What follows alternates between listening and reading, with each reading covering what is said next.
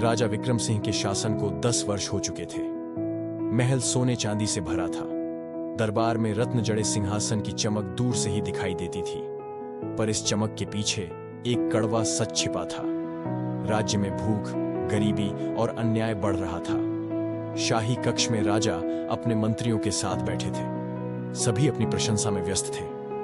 महाराज, आपकी नीतियां अद्भुत हैं। राज्य पहले से अधिक शक्तिशाली हो गया है।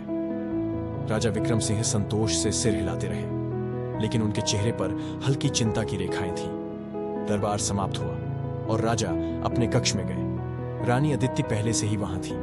चेहरे पर हल्की उदासी थी। उन्होंने राजा को देखा और धीरे से कहा, राज सिंहासन ऊंचा है, पर नीचे देखो तुम। राजा की शान से बढ़कर दुखी प्रजा की आंखें देखो तुम। राजा ठिठक गए। दुखी प्रजा? तुम क्या कहना चाहती हो? रानी ने खिड़की से बाहर इशारा किया। तुम्हारे दरबार में सोने चांदी की थालियां सजती हैं, लेकिन तुम्हारी प्रजा भूखी सो रही है। तुम्हारे सिपाही महल की रक्षा कर रहे हैं, लेकिन उनके अपने बच्चे बिना छत के हैं। तुम्हारी ताकत पर कविताएं लिखी जा रही हैं, लेकिन तुम्हारे किसान अपनी फसल के लिए रो रहे हैं। राजा की आंखों में पहली बार असली सवाल उठे। क्या सच में मेरा राज्य इतना कमजोर हो गया है? रानी की आवाज ठहरी हुई थी। अगर उत्तर जानना चाहते हो तो महल के बाहर जाओ। खुद देखो कि असली समृद्धि क्या है और असली गरीबी कैसी लगती है। रानी ने उनकी ओर गंभीरता से देखा। महाराज, क्या आपने कभी अपनी प्रजा की हालत अपनी आंखों से देखी है? दरबार में सुनी हुई बातें ही सब कुछ नहीं होती। राजा पहली बार असमंजस में पड़ गए। क्या वाकई उनकी प्रजा दुखी थी? क्या वह सच में अंधकार में थे? उस रात राजा ने एक फैसला किया। अगले दिन उन्होंने वेश धारण किया और एक आम व्यक्ति बनकर राज्य में निकल पड़े। उनके साथ केवल एक विश्वसनीय सेवक था। जैसे ही वे गांवों में पहुंचे, जो दृश्य उन्होंने देखा उसने उनके हृदय को झकझोर कर रख दिया। राजा की आंखें खुली। एक बूढ़ा किसान सूखी धरती पर बैठा था। उसकी आंखों में आंसू थे। बारिश नहीं आई, पर टैक्स भरने का फरमान आ गया। एक व्यापारी अपने खाली दुकान पर सिर झुकाए बैठा था।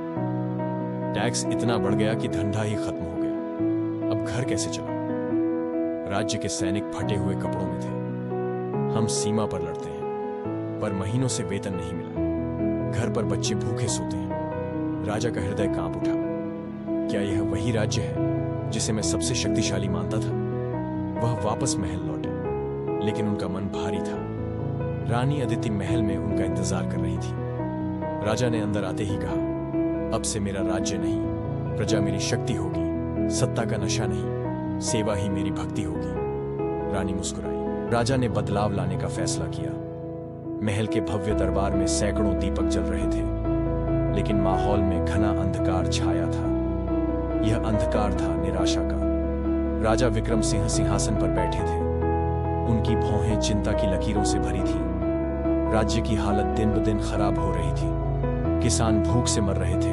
व्यापारी घाटे में थे। सैनिकों का वेतन रुक गया था। दरबार में मौजूद हर मंत्री अपने अपने सुझाव दे रहा था, पर कोई हल नहीं निकल रहा था। हम कर बढ़ा दें ताकि राजकोष भर सके, एक मंत्री बोला। नहीं, हमें युद्ध करके दूसरे राज्यों से धन लाना चाहिए, दूसरे ने सुझाव दिया। राजा ने गहरी सांस ली। सबकी बातें सुनकर भी उनके भीतर अनिश्चितता थी। तभी रानी अदिति, जो अब तक चुपचाप सुन रही थी, मुस्कुराते हुए बोली, महाराज, क्या मैं आपको एक छोटी सी कथा सुना सकती हूँ? राजा ने उनकी ओर देखा। उनका मन भले ही व्याकुल था, लेकिन अदिति की कहानियों में अक्सर गहरे अर्थ छिपे होते थे। उन्होंने सिर हिलाया। रानी अदिति ने कोमल स्वर में कथा शुरू की। एक बार एक छोटा पक्षी अपना घोंसला बनाने के लिए सबसे मजबूत लकड़ी की तलाश में निकला। वह धरती पर भटका, आसमान को देखा, जंगलों में दौड़ा। कहीं पतली टहनियां मिली, कहीं कमजोर लकड़ी, पर कोई भी उसके लिए सही नहीं थी।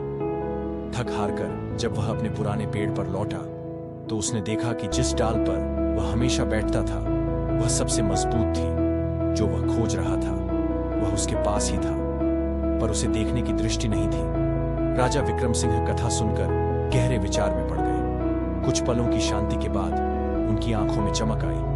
उन्होंने उत्साहित होकर कहा, हम बाहर हल ढूंढ रहे हैं, जबकि समाधान हमारे राज्य में ही है। अगर हम व्यापार को मजबूत करें तो धन अपने आप आएगा।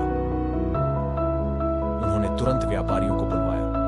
उन्होंने कर प्रणाली को सरल किया, व्यापारिक मार्गों को सुरक्षित बनाया और नए बाजार खोलने की अनुमति दी। धीरे धीरे राज्य में समृद्धि लौटने लगी। व्यापारी खुश थे, किसान अपनी फसल बेच पा रहे थे, सैनिकों को समय पर वेतन मिलने लगा। महल में फिर से उत्सवों की रौनक लौट आई। एक दिन जब राजा शाम को रानी अदिति के साथ महल की छत पर टहल रहे थे, उन्होंने मुस्कुराकर कहा, समाधान हमेशा हमारे पास ही होता है, बस उसे देखने की दृष्टि होनी चाहिए। रानी ने मुस्कुराते हुए जवाब दिया, बिल्कुल महाराज, एक राजा केवल तलवार से नहीं बल्कि बुद्धिमानी से महान बनता है।